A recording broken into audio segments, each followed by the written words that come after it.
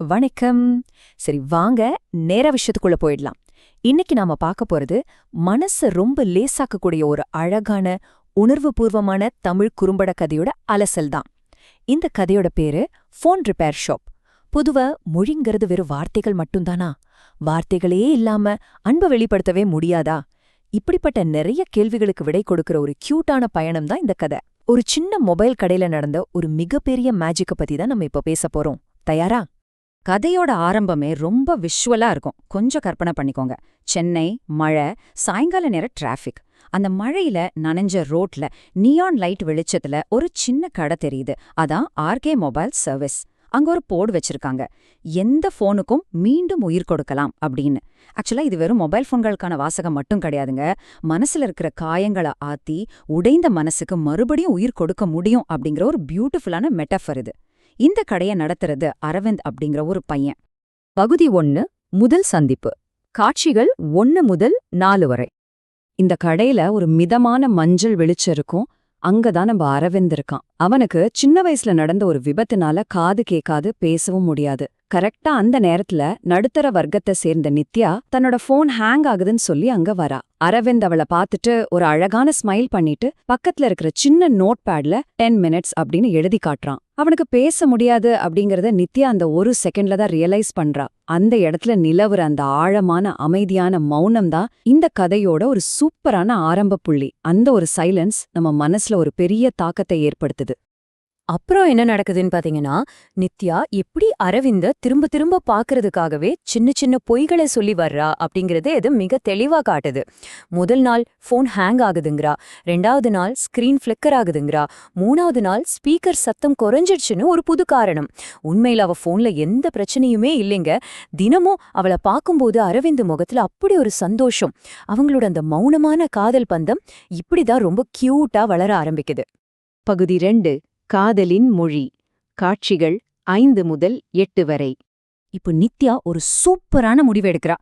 அரவிந்தோட உலகத்துக்குள்ள அவ போகணும்னு நினைக்கிறா. நடுராத்திரியில முழிச்சிருந்து யூடியூப்ல பேசிக் சைன் லாங்குவேஜ் அப்படின்னு தேடி படிக்கிறா. தன்னோட பெட்ரூம் கண்ணாடி முன்னாடி நின்னு கைகளால ஒவ்வொரு வார்த்தையா ரொம்ப மெனக்கெட்டு பிராக்டிஸ் பண்றா. அடுத்த நாள் கடைக்கு போயிட்டு ரொம்ப பதட்டமா, ஆனா அதுக்கு மேல ரொம்ப அன்பா, எப்படி இருக்கிறீர்கள் அப்படின்னு அவனுக்கு புரியுற சைகை மொழியில கேக்குறா. அவளோட இந்த ஒரு சின்ன முயற்சி அவங்க 2 பேருக்கும் இடையில இருந்த அந்த மிகப்பெரிய தடைய அப்படியே உடைச்சிடுது. அந்த நிமிஷம் அரவிந்த் முகத்துல வந்த அந்த அதிர்ச்சியையும் சந்தோஷத்தையும் வர்ணிக்க வார்த்தைகளே இல்லைன்னு தான் சொல்லணும். பல வருஷமா யாருமே தன்கிட்ட பேசலையே அப்படிங்கிற அந்த ஏக்கம் தீர்ந்த மாதிரி அவனோட கண்கள் ஆனந்த கண்ணீரால் அப்படியே கலங்குது. ஏன்னா யாரோ ஒருத்தர் தன்னுடைய மொழிய கத்துக்கிட்டு தன்னை முழுமையா புரிஞ்சுக்க ட்ரை பண்றாங்க அப்படிங்கறத உணரும்போது பல வருஷமா சொல்லப்படாத வார்த்தைகளோட கதகதப்பு தாங்கிய ஒரு அழகான புன்னகை அவன் முகத்துல வருது.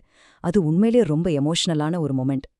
இதுக்கு அப்புறம் பாத்தீங்கன்னா, வார்த்தைகளே இல்லாத ஆனா அளவு கடந்த அன்பு இருக்கிற ஒரு அழகான காதல் மலருது. ஒருத்தருக்கு ஒருத்தர் ரொம்ப அமைதியா டீ ஷேர் பண்ணிக்கிறது, சிரிச்சுக்கிட்டே ஒன்னா உட்காந்து போன்களை ரிப்பேர் பண்றது, சத்தமே இல்லாம அந்த கடையில அவங்க பரிமாறிக்கிற அந்த சிரிப்பு, அப்புறம் மழையில நனைஞ்ச சென்னை வீதிகள்ல அவங்க நடந்து போறது, இதெல்லாமே ஒரு ஸ்லோ மோஷன் மாண்டேஜ் மாதிரி அவ்வளவு அழகா திரையில விரியுது. இந்த மௌனமான காதல் நொடிகள் நம்மளையும் அவங்க கூடவே பயணிக்க வைக்குது. இப்போ இந்த காட்சிய கொஞ்சம் மனசுல கற்பனை பண்ணி பாருங்க. வெளியே செம்ம மழை பெய்துட்டு இருக்கு. கடையோட நியான் லைட்ஸ் அப்படியே அந்த மழையில நனைஞ்ச ரோட்ல ரிஃப்ளெக்ட் ஆகுது. கடைய மூடுற அந்த ராத்திரி நேரத்துல நித்யா அரவிந்த பார்த்து சைகை மூலமா ஐ லவ் யூ அப்படின்னு சொல்றா. அந்த இருட்டு, அந்த மழை, அந்த வெளிச்சம், இந்த எல்லாமே சேர்ந்து அவங்களோட காதலோட ஆழத்தை நமக்கு ரொம்ப உணர்வு பூர்வமா கடத்துது. இப்போ இதுல ரொம்ப சுவாரஸ்யமான விஷயம் என்னன்னா, நித்யாவோட காதல கேட்டதும் அரவிந்த் அப்படியே ஷாக் ஆகி நிக்கிறான். அவன் கண்ணுல தண்ணி. தன்னை இந்த சமூகம் எப்படி பாக்குது, நாம அவளுக்கு செட் ஆவோமா அப்படிங்கிற ஒரு ஆழமான பயம் அவனுக்குள்ள இருக்கு. அதனால அவன் கண்ணீரோட தயங்கி தயங்கி, என்ன போல ஒருத்தரை தேர்ந்தெடுக்க உனக்கு பயமா இல்லையா அப்படின்னு சைகையில கேக்குறான். அவனோட இந்த கேள்வி அவனுக்குள்ள எவ்வளோ பெரிய வலி பொதிஞ்சிருக்கு அப்படிங்கறத ரொம்ப தத்ரூபமா காட்டுது. அரவிந்தோட அந்த பயம் கலந்த கேள்விக்கு நித்யா ரொம்ப கூலா ஆனா ரொம்ப அழுத்தமான ஒரு பதில சொல்றா. உன் மௌனத்துல தான் எனக்கு அமைதி கிடைக்குது அப்படின்னு ஒரு ஸ்மைலோட சொல்றா. இதுதாங்க இந்த ரிலேஷன்ஷிப்போட மிகப்பெரிய பலமே. வார்த்தைகள்ல கிடைக்காத ஒரு நேர்மையும் அமைதியும் அவனோட மௌனத்துல இருக்கு அப்படிங்கறத அவ ரொம்ப தெளிதா புரிஞ்சு வச்சிருக்கா. பகுதி 3 தடையும் பாலமும். காட்சிகள் 9 முதல் 14 வரை. ஆக இதோட மிக முக்கியமான பாயிண்ட் என்னன்னா, ஒரு பக்கம் நித்யாவோட அப்பா அம்மா ரொம்ப பயந்து போய் கேக்குற கேள்விகள். இன்னது ஊமையான பையனா, உன் வாழ்க்கை என்ன ஆகும் அப்படின்னு அப்பா சத்தம் போட அம்மா அழுறாங்க. ஆனா இன்னொரு பக்கம் நித்யா ரொம்ப போல்டா ஒரு பதில தம் பெற்றோர்கள்ட்ட வைக்கிறா. அவருக்கு பேச முடியாது, ஆனா யாரையும் வார்த்தைகளால காயப்படுத்தவும் அவருக்கு தெரியாது. இந்த ஒரு லைன் அவங்க அப்பாவோட கோவத்தை அப்படியே நிப்பாட்டி அந்த வீட்டையே ஒரு நிமிஷம் சைலண்ட் ஆக்கிடுது. நித்யாவோட அந்த வார்த்தைகளுக்கு பிறகு அந்த குடும்பத்துல ஒரு செம்ம சர்ப்ரைஸான சீக்ரெட்டான மாற்றம் நடக்குது. அரவிந்த அவங்க மாற சொல்லல, அதுக்கு பதிலா அவனுக்காக இவங்க மாற ஆரம்பிக்கிறாங்க. ரொம்ப ஸ்ட்ரிக்டான அப்பா நடுராத்திரியில யாருக்கும் தெரியாம யூடியூப்ல சைகை மொழிய கத்துக்கிறாரு. அம்மா கண்ணாடி முன்னாடி நின்னு சாப்பிட்டியா அப்படின்னு எப்படி சைகையில கேக்குறதுன்னு பிராக்டிஸ் பண்றாங்க. இது நிஜமாவே கதையில ரொம்ப அழகான நம்மள ஃபீல் பண்ண வைக்கிற ஒரு ட்விஸ்ட். கொஞ்ச நாள் கழிச்சு அரவிந்த் ரொம்ப பதட்டமா நித்யாவோட வீட்டுக்கு வர்றான். என்ன நடக்க போதோன்னு ஒரு பயம். ஆனா கதவை திறந்ததும் நித்யாவோட அம்மா கைகளை அசைச்சு சைகை மொழியிலேயே வாங்க மாப்பிளே அப்படின்னு அவனை வரவேற்கிறாங்க. அந்த நிமிஷம் அரவிந்த் அடைஞ்ச அந்த அதிர்ச்சியையும் அவனுக்குள்ள ஏற்பட்ட உணர்ச்சி பெருக்கையும் கொஞ்சம் யோசிச்சு பாருங்க. தன்னோட காதலியோட அம்மா தன்னுடைய சொந்த மொழியில தன்னை வரவேற்கிறாங்க அப்படிங்கறது அவனுக்கு எவ்ளோ பெரிய சந்தோஷத்தை கொடுத்திருக்கும் இல்லையா? அம்மாவோட அந்த வரவேற்பை தொடர்ந்து நித்யாவோட அப்பா பெருமையா சிரிச்சுக்கிட்டே வராரு. அவரும் சைகை மூலமாவே எங்க பொண்ணை எப்பவும் சிரிக்கவை அப்படின்னு சொல்லி தன்னோட ஆசிர்வாதத்தை கொடுக்கறாரு. இது அந்த குடும்பத்தோட முழுமையான அன்பையும் அரவணைப்பையும் அரவிந்துக்கு உணர்த்துது. இதுதாங்க இந்த கதையோட உணர்வுபூர்வமான உச்சகட்டம், அதாவது கிளைமாக்ஸ். இந்த மொத்த பயணத்தோட சாராம்சமே இதுதாங்க. தன்னோட வாழ்க்கையில முதல் தடவையா அரவிந்த் தன்னை யாருக்கும் குறைஞ்சவன் இல்லேன்னு ஃபீல் பண்றான்.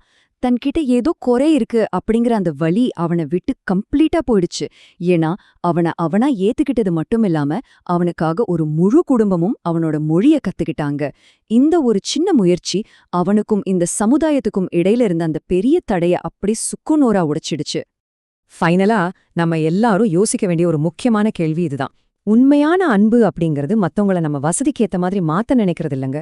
அவங்க உலகத்துக்குள்ள நாம ஒரு எட்டு உள்ள போறது, அவங்களுக்கான மொழிய கத்துக்கிறது. அப்படி பார்த்தா உங்க வாழ்க்கையில நீங்க நேசிக்கிற மக்களுக்காக அவங்களோட மௌனத்தையும் வலியையும் புரிஞ்சுக்க நீங்க எந்த மொழிய கத்துக்க தயாரா இருக்கீங்க? கொஞ்சம் யோசிச்சு பாருங்க. இந்த ஒரு சூப்பரான கேள்வியோட இன்னைக்கு நம்ம அலசல முடிச்சுக்கலாம். மீண்டும் இன்னொரு சுவாரஸ்யமான கதையோட உங்களை சந்திக்கிறேன். அன்பை பகிர்வோம்.